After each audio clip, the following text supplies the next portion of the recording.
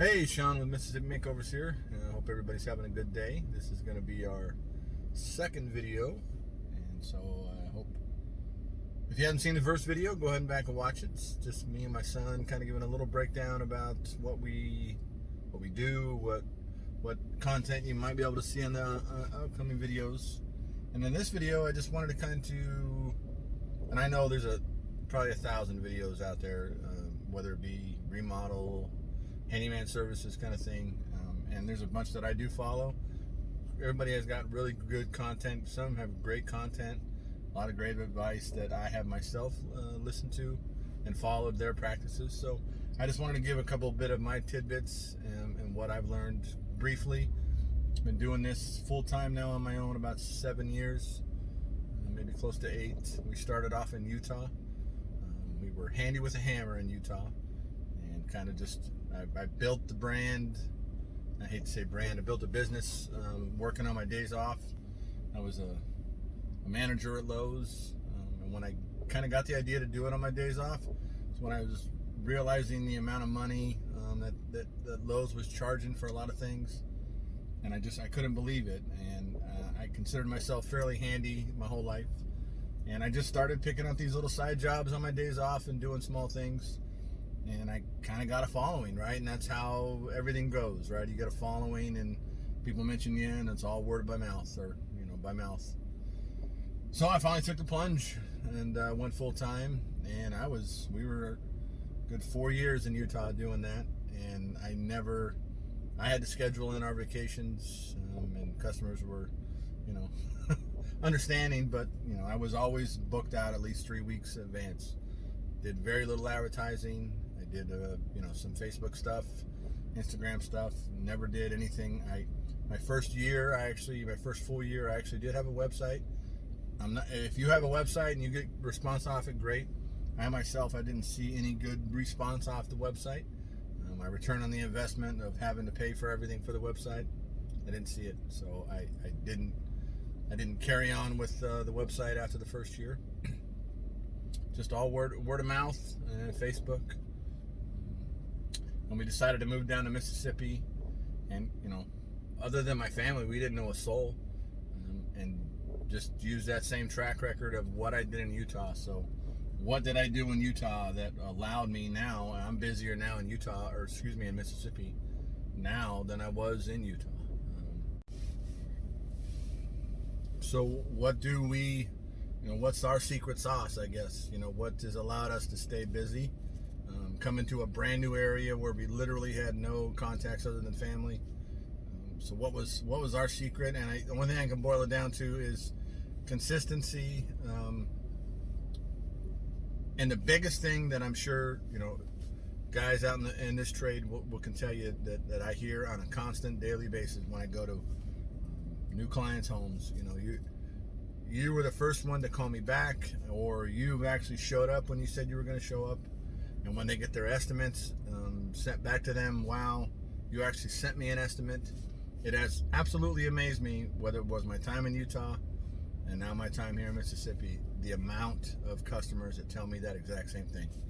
You showed up when you said you were going to show up. You gave me an estimate when you said you were going to give me an estimate. And you showed up. If we hired you, you showed up and did the work. So that's number one right there. It's just consistency. Number two is setting expectations with the customers early and often.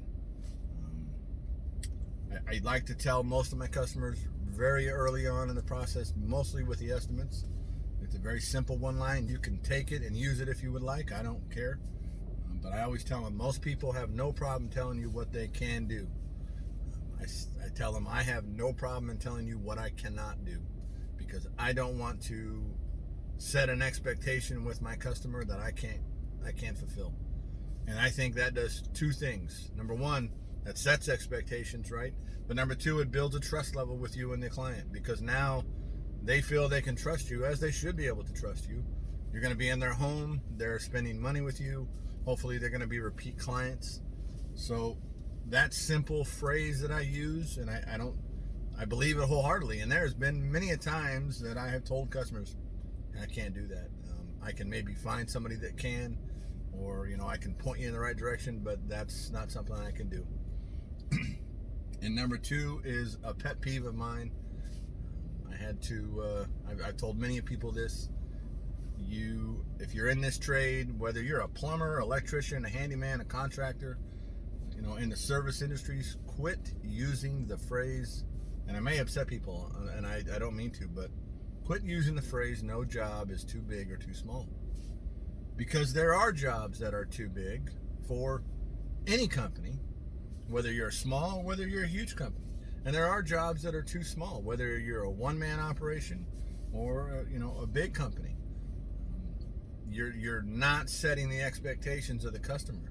Because if you continually put that out there, no job too big, no job too small, well, you're going to waste a lot of time on the small jobs. That's not going to keep you profitable.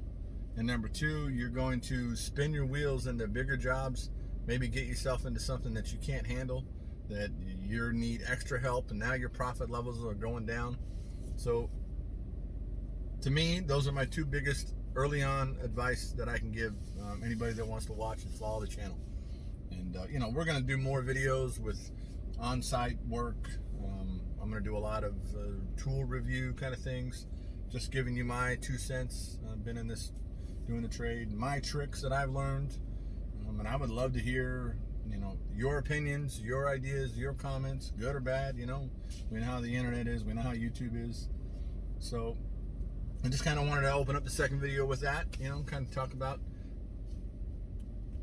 how I think we've been able to be somewhat successful as a small company in 2 totally different areas, and basically from the ground up both times. And that to me is the biggest thing. Being consistent, and quit saying no job is too big or too small, because they both get you in trouble. So again, hopefully you enjoy the content.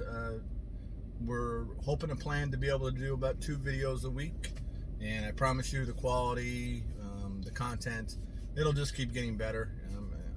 I'm not new to YouTube, obviously, but I'm new to posting videos and all this stuff, and we're just trying to stay relevant, stay in the times. So I promise you content will get better, quality. The first video, as much fun as it was to make, I guess the sound quality was a little bad. So we're gonna get better. Keep continuing to follow us, share our content, comment, subscribe. My son's gonna be in a lot of videos. He's a hoot. You'll meet my wife. You'll see where we work, how we work, practices. So yeah, we're enjoying this, and hope everybody has a good week, and we'll talk to you soon. Thanks.